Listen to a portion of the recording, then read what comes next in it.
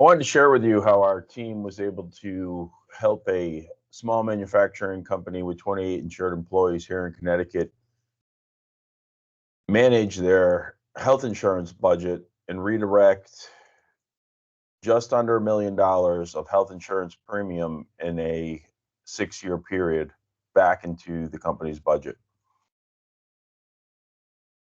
So I'm going to share this with you in a second here. So here we are. This is a Connecticut manufacturing company, 28 insured employees. The total savings or redirection of premium over a 6-year period was $937,000. What I did on these columns in the bold, those represent traditional, fully insured health insurance premium or spend, if you will. And what I did is I trended it at 6.18%. And if you live in, or if your company has less than 100 employees, we all know that that trend is somewhat low. It's usually between 8 and 12%. Let's use 10. The reason I'm using 6.18% is because I took that from the K.I.S.S Foundation study, which states that fully insured traditional insurance has increased 68% in the last 11 years.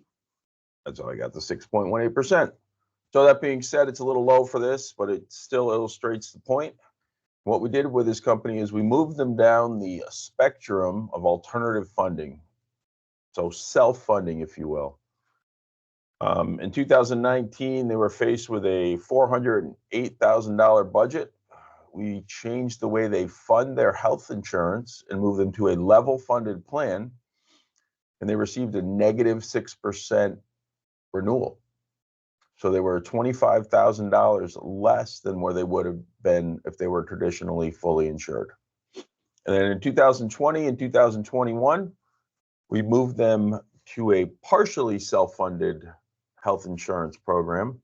The first year savings was 11%, 10.68, a $91,000 redirection of the premium. So redirection, what am I saying is instead of that premium going to the insurance carrier, it's not leaving the employer's general assets. So they're holding that money. 2021, it was the level. So they paid exactly the same $342,000 that they did in 2020. Comparable to the traditional fully insured rates, they redirected $120,000. So years 2022 through current 2024, we moved them to a reference-based pricing structure, RBP. This has become what I think one of the most transparent health insurance models. And what it is the points, the reference points are your traditional carrier, right? The BUCAs, Blue Cross United, Cigna, Aetna. And Medicare is on the low reference point. So your traditional carrier and Medicare being the low. So what we do is we monitor claims and get the claims paid to the provider at 120% above Medicare is usually the average. So the first year they received a 26% reduction or redirection savings of their health insurance budget. So just think for a second, if you're traditionally fully insured, when was the last time you received a 26% reduction? This is a good note. This is not cost shifting. We're not asking the employees to pay more. We're not changing the plan design. We're actually enhancing, increasing the coverage, replacing the network. And everybody wins here, the employees and the employer, by reducing their health insurance spend by $238,000.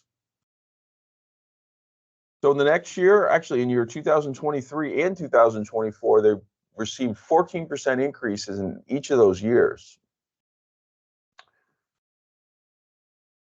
So why I really like this, and the reason is because we saw what went on because we're monitoring the claims, right? So we're not letting the claims go to a insurance carrier and they auto adjudicate them and they immediately pay the insurance provider. We're monitoring that claim, and like I referenced earlier, we're making sure that the claims are being paid on average, about 120% above Medicare. So even with that 14% increase in 2023, they're still trending at $236,000 less than where they would have been if they stayed traditionally fully insured. And then in 2024, again with the 14% increase, still trending $228,000 less than where they would have been. So my big takeaway, or the two takeaways from this, is one, let's say you look at 2023 and you look at an annual basis, the employer said, what are you doing? We're having a 14% increase. And the same again in 2024. The takeaway would be is we can't look at health insurance on a calendar basis and expect to come out ahead. This is over a 6-year period. So if we're looking at this traditionally or typically on a 3 to 5 year structure or plan or strategic plan, we know that we're going to have ups and downs. But if we look at 2024 and their total spend, their health insurance budget is $329,000. Well, in 2019, they started at $408,000. They're still about $80,000 less than when they started from.